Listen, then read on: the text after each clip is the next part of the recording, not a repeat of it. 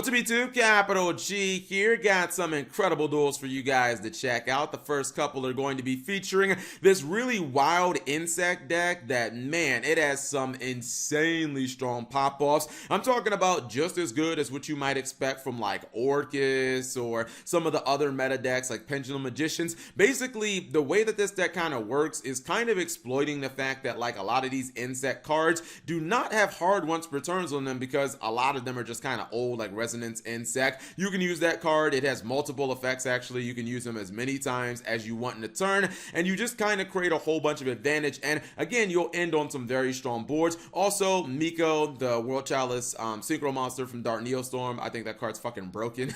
I've said that many times. Would not be shocked at all if it gets banned, but you guys will see what I'm talking about. Looks like he's playing against an Orcus version of Cyber Dragons. Okay, I guess.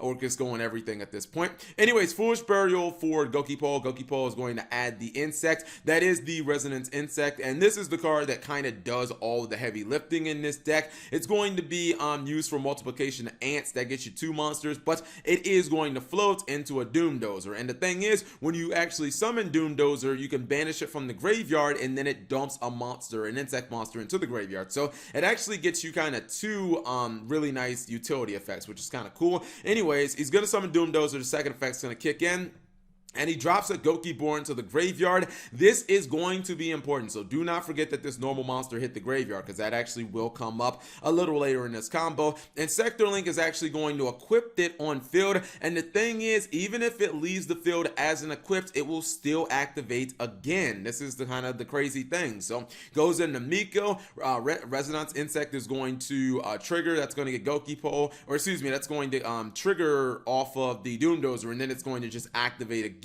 And you can see it's kind of off to the races. Now that was done, the Nightmare Unicorn was done to kind of open up a monster zone that points down. Now you have the Borreload Savage Dragon just getting a negation on field, using the Miko to go into that, and that actually is going to pull the Guard Dragon from your deck. This is actually going to be important because this can summon a normal monster in your graveyard, and guess what? We dropped the normal monster in the graveyard, the Gokibor. So, you know, the combos are definitely starting to shape up. We are going to summon Saryuja Skull. We don't even need no stinking draw effects. We just using it for the Guard Dragon plays. Summon Destrudo from the deck. That's also going to be a factor here. Get your free Hot Red Dragon Archfiend Abyss, and now this is where those plays kick in. You're going to summon that normal Gokibor from your graveyard. Probably going to use Destrudo. Now at this point, you could technically go into, you know, something a little different. Like you could have went into an FA Don Dragster. I mean, it's pretty much up to you. Like you would have summoned FA Don Dragster here. I think the better play is to go for Nightmare Griffin, which also allows you to go for the Heraldic Link monster and essentially have 3 kind of disruptors, plus your opponent is playing under Nightmare Griffin. But if you just for some reason was like, you know, I want to go for FA Don Dragster, I only care about, you know, spell and trap negation, I don't really care about like monsters or something like that. Like if you knew you were playing against Mystic Mindburn, it probably would have been better to go for FA Don Dragster, because, you know, Nightmare Griffin isn't doing anything against a deck that doesn't summon. Or if you were playing against like True Draco, that would be another match where you'd want to not go into, you know, Nightmare Griffin, or if your opponent was playing like Subterror or something like that. So you do have the options for those plays. Just understand that they are on the table. This one's going to be done with card destruction and some danger monsters. Interesting enough, so he did discard his opponent's Bigfoot, so the Renaissance Insect is going to be blown up, but doesn't even matter.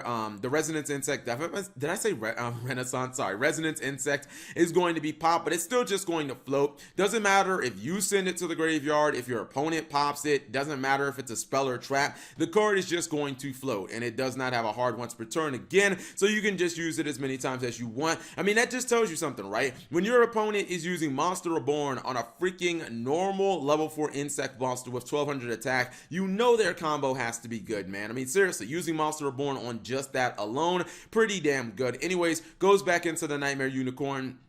And then everything from here on out is exactly as you saw it in the last duel. Summon Saryuja, don't need no draw effect. You're just using it for essentially the Guard Dragons, and to, you know, make sure that you have a dragon that is pointing to 3 different zones. And all of this is the same exact stuff. But I mean, it's very strong. I'm not gonna lie. Like if you did this against some of like the decks in the meta, I legitimately think that most of them would just lose to a turn 1 board like this. I mean, we see Pendulums put up boards very similar to this, although we really don't see, you know, a lot of Yu-Gi-Oh decks make Nightmare Griffin, and it's still a very like strong card, you know, especially against more combo oriented decks like what you guys are seeing right here. Summons Needle Fiber, can't activate the effect because you're not like linked to anything, so then there's that. He is going to get an attack through. Bye bye Needle Fiber. It was fun while it lasted. You were on the field for a hot second. TCG ain't never getting you, so you should have no impact on this duel. Also, if you do damage with Hot Red Dragon Archery and Abyss, you get to summon Miko back from your graveyard, which is even more just stupid because then you just get another like defender, another monster that can also float in your like next turn if Miko like leaves the field. I mean, it probably won't be very relevant, but it's just the potential there. Anyway, second or third duel is going to be, I believe, Dino Wrestlers versus Odd Eyes. And yeah, Odd Eyes are starting off in this duel. Pendulum Summon is used early, so don't expect any like pop-offs. If you ever like Pendulum Summon and then go into Electromite, my understanding is that your turns are going to be fairly mediocre, just, you know, not all that good. But Dino Wrestlers, we'll see if they can actually come back. I think it's just going to be Stego attack. Now, the thing is, World Dino Wrestling does give you 200 attack. It didn't really, like, it didn't matter here because the Stego's already like, you know, it's bigger than Electromite by 100. The 200 damage is just, you know, a little bit of icing on the cake, I guess you could call it. Anyways, now that Pendulums actually have monsters on board and don't have to use the Pendulum Summon to get monsters on board, free to do whatever they want, and that is going to be Odd Eyes Absolute Dragon, which is going to negate its own attack so that it can summon that the Odd Eyes Pendulum Dragon or the Odd Eyes Art Dragon. And I think his opponent tried to bounce this Stego, but then Miscellaneous Source was like, nah, I'm not having any of that. Lost World's going to be played. That's going to force a token to his opponent, and since he did get the World Dino Wrestler or the World Dino Wrestling in the graveyard by playing Lost World, this also means he can summon the Pankatrops from the deck by banishing it. Very nice. So he's probably just going to run over the Vortex Dragon, protect his little egg by sending Baby to the graveyard. Oviraptor is going to search. He's going to try to pop the Decode Talker. Fair enough. I don't know. I think maybe Prankatrops should have launched itself. That just would have been like a smarter play.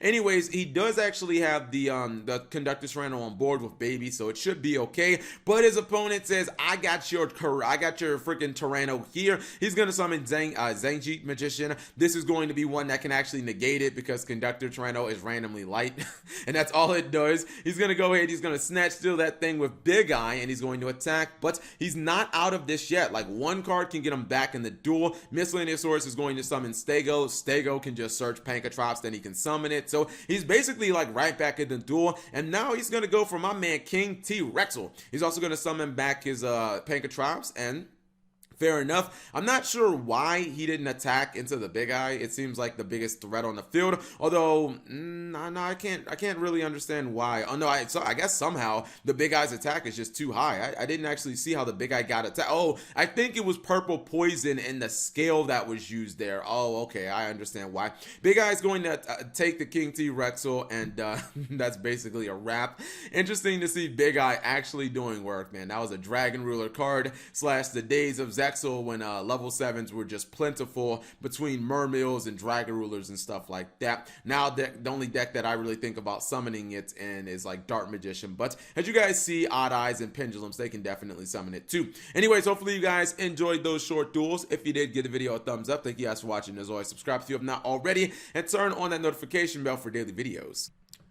And here's a quick look at what the deck looks like on paper. I like this because it's just enough insects for this to kind of feel like a deck where the insects do a whole lot of work, but you can see that there aren't so many of them in here. You feel like you're gonna draw them as bricks, obviously. Cards like, you know, Goki Pole can be discarded with like the danger monsters. By the way, if Goki Pole is discarded, it will float. Not a big deal if you discard one of your Galaxy Worms either, because you only need to essentially normal summon one of them to get the other one from the deck. So as long as you don't like draw multiples of it, well, no, even if you do draw multiples of it, it's fine as long as you don't like discard multiples of it. And then, you know, I think a deck like this where you're looking for the first kind of 2 turns to win the duel, Called by the Grave is just like absolutely necessary. Same thing goes with like the spell cards. You see there are no traps in this deck, but when it comes to the spells, you know, Multiplication of Ants is the only kind one insect card.